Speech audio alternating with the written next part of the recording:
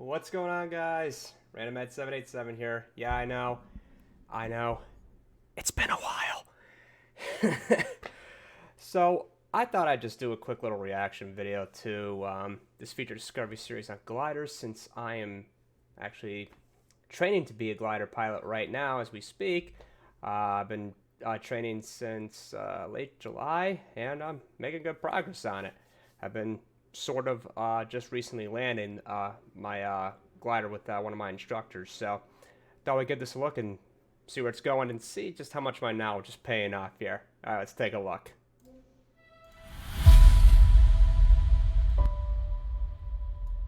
Turn it down just a little bit. There we go. Alright, blow me away, Azobo. Hello! Today we will present you all the work we've done to bring gliders into the simulation, in terms of art, sound, flight models and instrumentation. Hey guys, I'm Benjamin Rieblanc. I'm in charge of art outsourcing for Microsoft Flight Simulator. You are probably asking yourself how accurate the visuals of the glider will be in this new update. Let me tell you how scan and pictures come together to create beautiful aircraft. First, we contact pilots. Most of the time they kindly invite us to scan and take pictures of the airplane. We try to scan the most complex part of the airplane. It is sometimes tricky, mainly because the cockpit of a glider is so tiny. We also scan most of the fuselage because the airplane is small, and the more data we have, the easier it is for the artist to make a precise model in the best conditions. Thanks to the scan, we ensure all the proportion of our model will be accurate, but we won't have everything we need just by scanning. To have a better understanding of some parts, we must take pictures, a lot of them, like hundreds of them.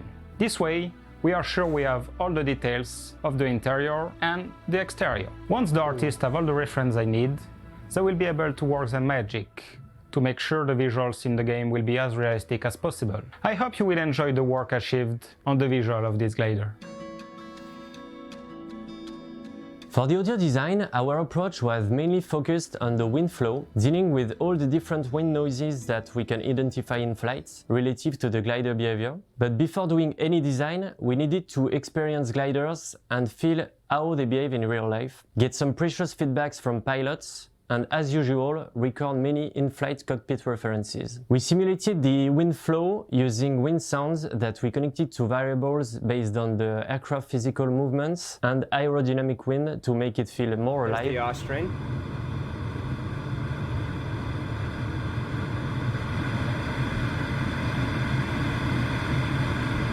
For the chase cam view, which gives us more creative freedom, you will hear your glider movements soaring through the air and clouds.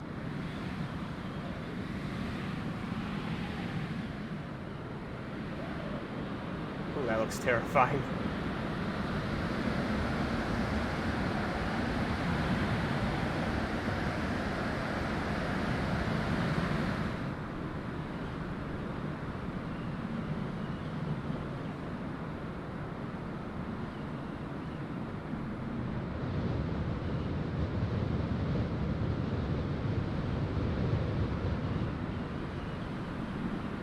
Man, this game We is put an gorgeous. emphasis on the thermal winds, so you can feel the wind raising the glider and making the fuselage and wings squeaking.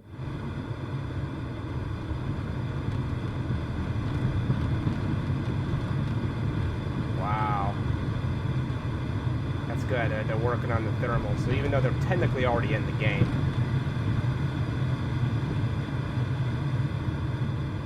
Austrian might need a little work there. And also, we implemented accurate variometer sounds that we recreated from real recordings.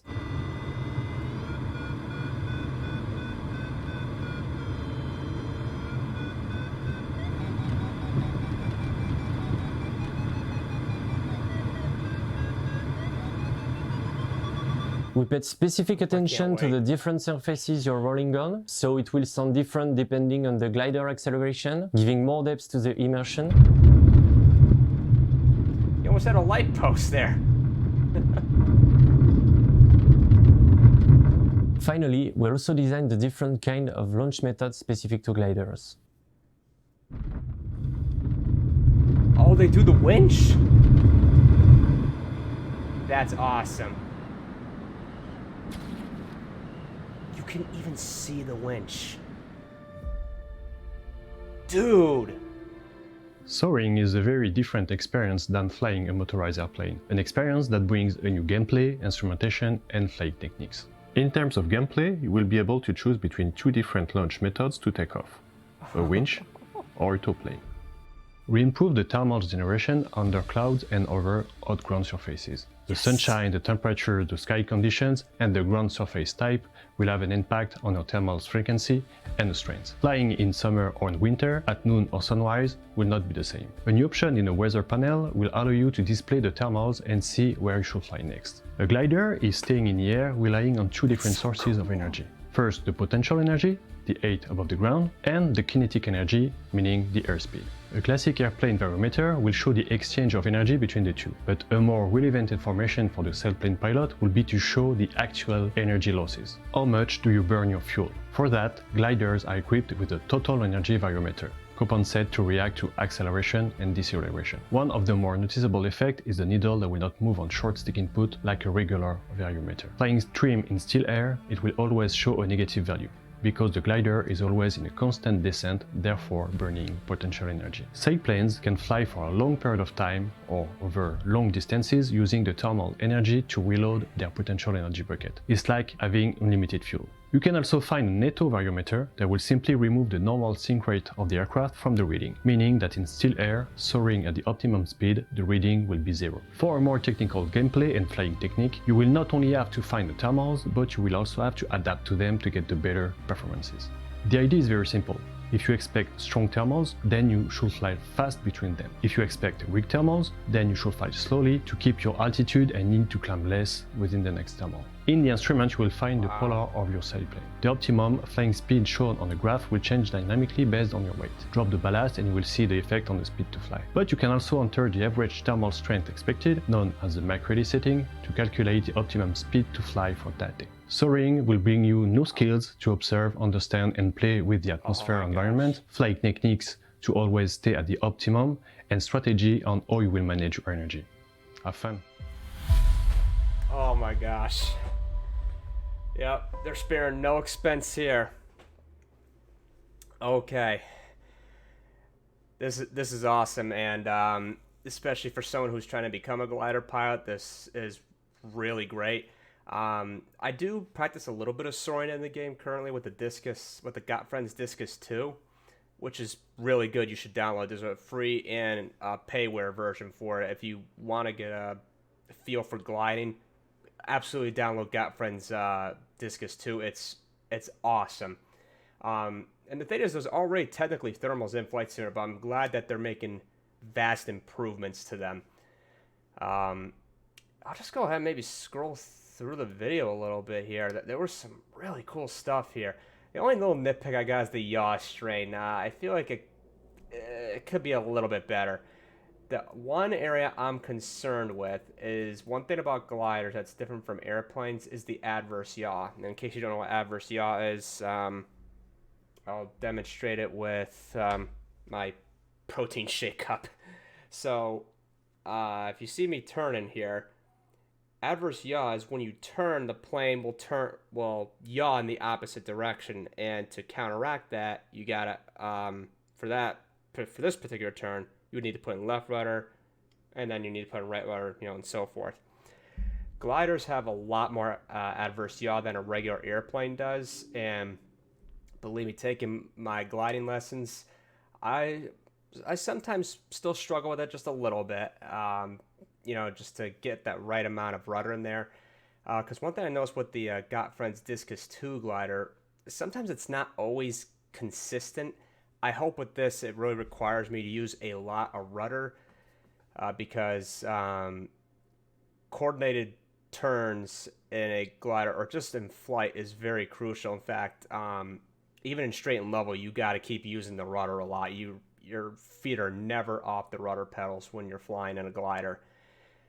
So I really hope that they keep that in there and that I have to constantly be using my rudder. So I really hope they got that flight dynamic down because that's extremely key.